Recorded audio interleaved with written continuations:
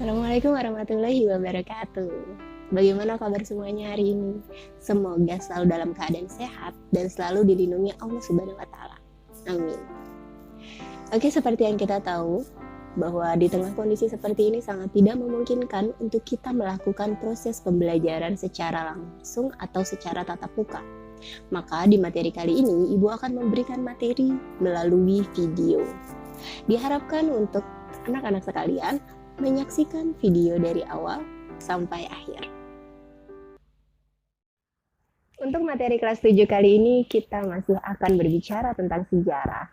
Kalau sebelumnya kalian sudah mencari tentang manusia praaksara dan senjata tradisionalnya, kemudian juga kerajaan Hindu-Buddha beserta peninggalan-peninggalannya, maka pada kesempatan kali ini materi kita adalah tentang proses masuknya agama Islam ke Indonesia.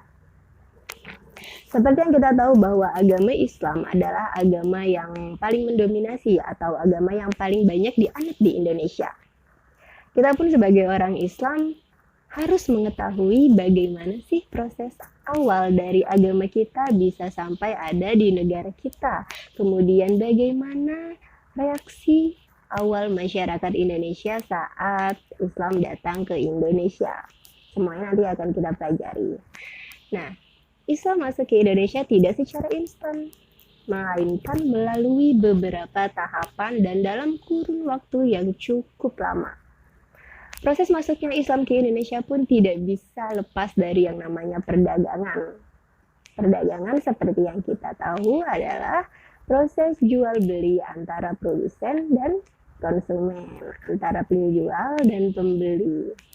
Syarat dari perdagangan adalah yang pertama pasti harus ada penjualnya, kemudian harus ada pembelinya, kemudian harus ada barang yang diperjualbelikan, dan juga harus ada alat tukar atau alat pembayaran yang sah.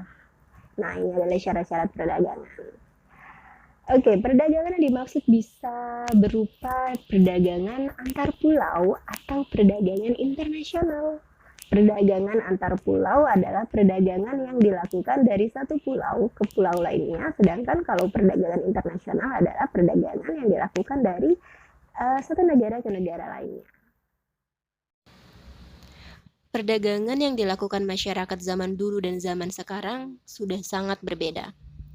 Jika zaman sekarang untuk menentukan arah sudah sangat mudah dibantu dengan alat yang canggih, berbeda dengan zaman dulu. Pada zaman dulu, masyarakat masih sangat tradisional. Bahkan untuk menentukan arah, mereka membutuhkan yang pertama adalah matahari, atau lebih tepatnya dibantu dengan bayangan yang dihasilkan dari cahaya matahari. Selain matahari, mereka juga dibantu oleh angin. Ada yang disebut dengan angin darat dan angin laut. Angin darat terjadi pada malam hari, berhembus dari daratan menuju laut, sedangkan angin laut berhembus di siang hari, hembusannya dari laut menuju ke daratan. Selain angin dan matahari, mereka juga menggunakan rasi bintang. Ada yang disebut dengan rasi bintang pari untuk mengetahui arah selatan dan rasi bintang biduk besar untuk mengetahui arah utara. Oke, selanjutnya adalah jalur perdagangan. Jalur perdagangan yang dipergunakan masyarakat zaman dulu ada dua. Yang pertama adalah jalur darat dan yang kedua adalah jalur laut. Nah, namun yang paling banyak dipergunakan atau yang dinilai paling efektif adalah jalur laut. Makanya kenapa masyarakat zaman dulu lebih banyak berlayar, melakukan perdagangannya lebih banyak berlayar. Nah, karena jalur yang paling banyak dipergunakan adalah jalur laut, makanya Indonesia memiliki peranan yang penting dalam perdagangan. Kenapa? Karena Indonesia terletak di antara dua benua dan dua samudra. Benuanya apa aja? Yang pertama ada benua Australia, dan yang kedua ada benua Asia. Kemudian samudranya, Indonesia diapit juga oleh dua samudra. Yang pertama ada Samudra Pasifik dan Samudra Hindia. Nah, karena letaknya strategis, Indonesia memiliki peranan yang penting dalam perdagangan. Oke, selanjutnya adalah bagaimana proses Islam masuk ke Indonesia.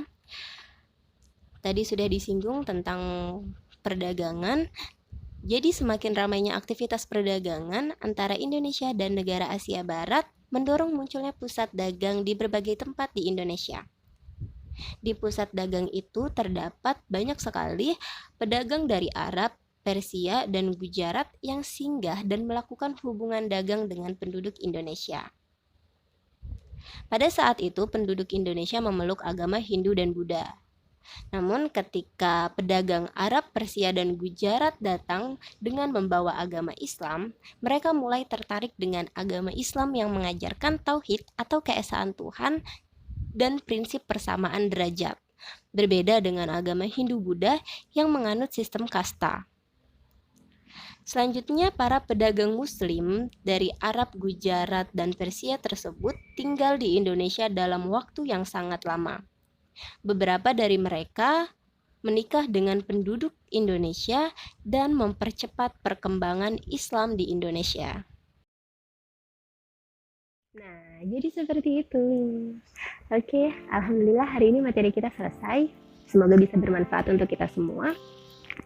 Sebelum ditutup, pesan ibu untuk kalian, jaga kesehatan, jangan main kemana-mana, di rumah aja, makan yang sehat, istirahat yang cukup, bantu-bantu ibu bapak. Oke, wassalamualaikum warahmatullahi wabarakatuh.